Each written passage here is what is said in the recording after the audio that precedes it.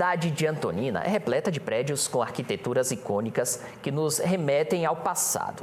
São prédios públicos e privados, mas um deles chama a atenção não só pela fachada imponente, mas também pela história que existe por trás das paredes. Hoje nós vamos conhecer o Teatro de Antonina.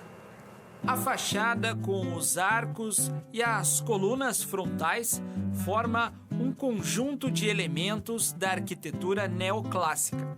Este tipo de edificação valoriza principalmente os traços das construções de gênero greco-romano. A data mostra o ano de 1906, no início do século XX. Porém, o Teatro de Antonina é mais antigo do que se pensa. As ruas da cidade de Antonina são cercadas de história. Muitas delas passam por este tesouro arquitetônico aqui no centro da cidade, o Teatro Municipal de Antonina, e que hoje nós vamos conhecer. Constituído na segunda metade do século XIX, o prédio retrata a fase áurea da economia de Antonina.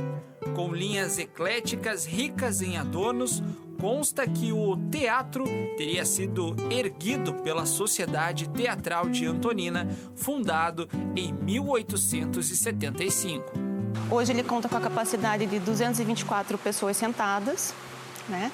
Então, daí no começo do século XX, a prefeitura adquiriu o local e reformou para ser teatro municipal. Então, fez algumas adequações para cenários mais modernos, colocou o mobiliário em embuia para ser, então, o teatro municipal a partir de então.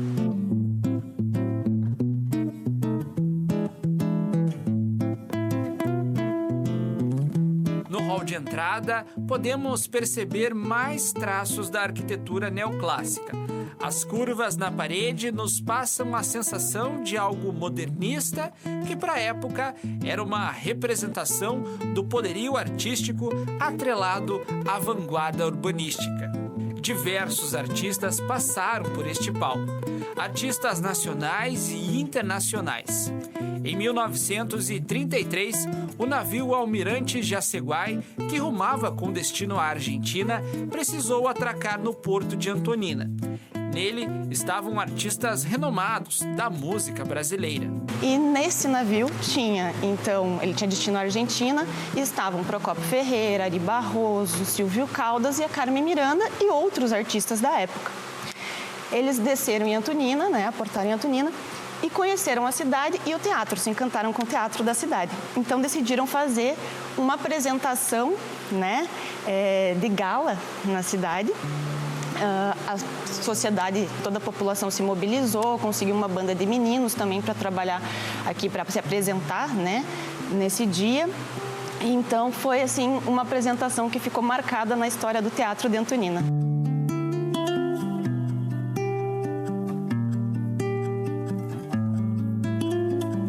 A apresentação dos artistas na cidade não só impactou os antoninenses culturalmente, como também na questão filantrópica, já que a renda dos vários shows que aconteceram naquela data foi revertida para o Hospital de Caridade de Antonina. Na década de 60, então, foi feito o arrendamento do local para uma empresa cinematográfica da capital e ele passou a exibir filmes, o local. Então, passou a funcionar como cinema durante esses 20 anos, do contrato de 20 anos. Nesse período, a estrutura foi totalmente alterada, a fachada foi descaracterizada e até voltou para o município com uma situação mais precária da construção. Em 84, então, quando acaba esse contrato, ele volta para uso da prefeitura. O teatro passa por uma nova restauração, por uma alteração, a modificação para voltar a como era a fachada anterior, com os adornos. E então, em 94, ele reinaugura como teatro municipal com o espetáculo do Balé Teatro Guaíra, do Quebra-Nozes. Então, ele volta a ser reinaugurado em 1994. Por conta da mudança radical na arquitetura do prédio para se transformar em um cinema, entre a década de 80 e 90, o teatro ficou fechado. Ele ainda passou por uma nova reforma mais recente, no ano de 2019, quando completou 144 anos. Atualmente, o Teatro de Antonina segue recebendo espetáculos e também cerimônias e solenidades.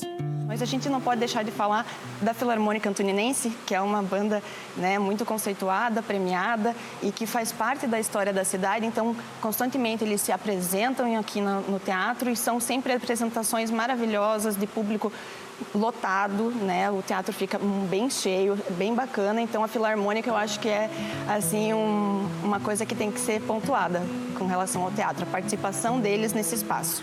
Inclusive, a identificação com a Filarmônica de Antonina com o espaço é tão presente que o teatro foi batizado com o nome de um dos integrantes do grupo local. O Teatro Municipal de Antonina, o nome dele é Dr. Maestro Roberto Cristiano Plasman, né, maestro da Filarmônica Antoninense, fundador da Filarmônica Antoninense, e que, então, essa homenagem a ele pelas várias passagens da Filarmônica pelo teatro e pela importância dele também no município para a cultura da cidade. Uma preciosidade de Antonina que é mantida em sua forma original. Um tesouro da arquitetura que conversa com a paisagem da cidade, que apesar de viver na era da modernidade, mantém as raízes na estrutura de cada prédio.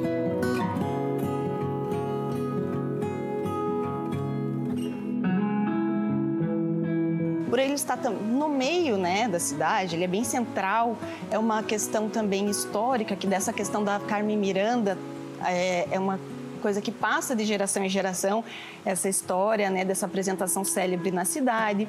É um espaço onde muitas crianças das escolas vêm fazer atividades, vêm ver apresentações, têm acesso à cultura.